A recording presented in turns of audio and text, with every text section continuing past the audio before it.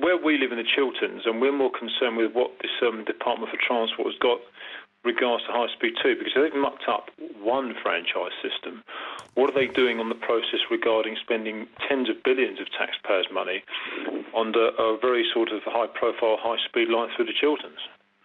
That, I'm afraid, Nicky, if I may, is not a right comparison, because the people running High Speed 2 are seriously experienced railway engineers that have been taken from the rail industry, so I'm afraid that one doesn't lay correctly as it might be. Well, I disagree with that, Nicky. Carry on and disagree. Yes, I will. Well, it does, because as taxpayers who live where railways are about to be, it does ask the question, what is the Department for Transport doing? Can we trust or believe in it? I mean, they seem to have got the franchise process wrong. No matter whatever the package is, whether it's a brand new railway or a franchise for a private operator, they've admitted they've messed the process up. Now, those of us that have looked at the consultation for High Speed 2 and have entered into the process, I find it incredulous that the government believes that it's worthwhile spending that amount of money on a railway that no one needs.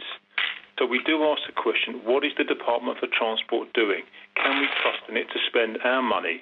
If I may, it won't be it is the Department for Transport, but as I said, there are very serious railway engineers and operators working on that High Speed 2 project. So but this isn't a question of engineering, sir, if I may say. It's not a question of engineering. You've made your point that it's about serious rail engineers who understand the technical aspects, but it's all a question of the cost and the economics involved. That's right. Now, the civil servants, I don't think, can get to grips with the economies of running the railways. They've messed up this franchise competition. It's going to cost taxpayers 40 to 50 million quid in compensation. And, if I may go back to when the railways were privatised, because I'm now in my 40th year working on the railways, I was brought in to do a lot of business planning for the railways 10 years ago, 12 years ago. And they brought in 6 civil servants who were on 40% more salary than me, but I'm still not bitter, obviously. And all those people left within 18 months because it was too difficult for them to grasp how the railways are operated. But it also begs the question, I mean, you've obviously pointed out some deficiencies there, but it does beg the question, this is a government department which we trust to plan our transport infrastructure in this country. And we've got 2 examples here, one that's been revealed at midnight, and the ongoing plans for High Speed 2, which show that we don't think it's, to coin a phrase, fit for purpose in any sense. And it just means to me to be a complete shambles.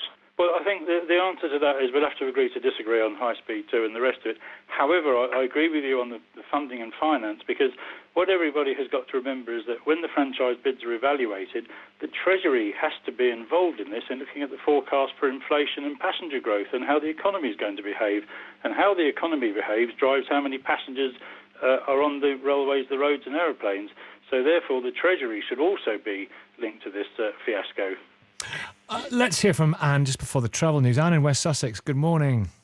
Oh, good morning to you. It raised concerns in my mind. This contract has been seen to be flawed because of Sir Richard Branson's efforts. How many others have been flawed in the past? And should we have really closer monitoring of what is going on when contracts are awarded to big companies? Often our assets have been undervalued, given to countries abroad, and when you think of the amount of money that has been poured into the holds of the banks, we could have, out of that, got a really good integrated system for what has been said earlier, a small country. Tourism brings lots of money into this country. Forgive me for putting that point. Let me put that point to Sir Richard Wellings just before the travel news. It's a very good one, and Dr. Richard Wellings, Head of Transport at the Institute for Economic Affairs. We found this out by chance because of the appeal by Sir Richard Branson, as was pointed out earlier on. What else don't we know? What else haven't we found out about monumental, if you'll pardon the expression, cock-ups? Well, I mean, I think the previous caller was absolutely right, and I mean, High Speed 2 is another example where the business case is deeply flawed, with no appreciation that business travellers work on the train, for example, or the impact of competition from existing services and so on. And so basically, I think this whole debacle calls for radical structural reform of the railways, and let's go back to a system where perhaps the same firm operates the tracks that runs the trains, and this could remove whole layers of complex bureaucracy, and that's the long-term solution. Gerald is in Richmond in North Yorkshire, a key battleground. Hello. Good morning. It's a very important place for the future of transport in this country as to what arrives where you are and what goes through where you are. What would you like to say, Gerald? Well, we lost our trains in Richmond in the late 60s, but Richmond is a classic case of where a state-owned network of railways could support a privately run railway from a junction into a place like Richmond and have some state support.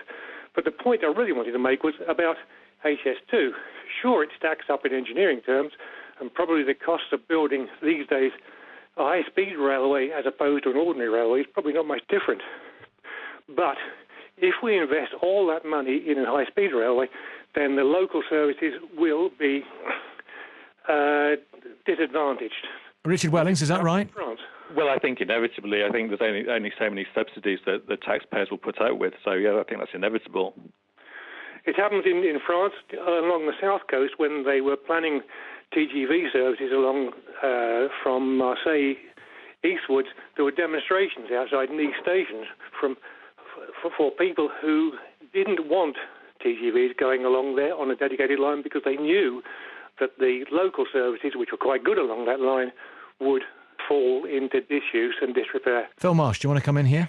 Well, I think, yeah, everyone's got to remember that, with the people talk about TGVs and the rest of it, the French government, it was a vanity project having TGVs because if they didn't have TGVs, the French railway system would have collapsed and shut. Now, you can say that when High Speed 1 was being built, and I was very involved in that did take money away from the general rail industry, so other investment did suffer.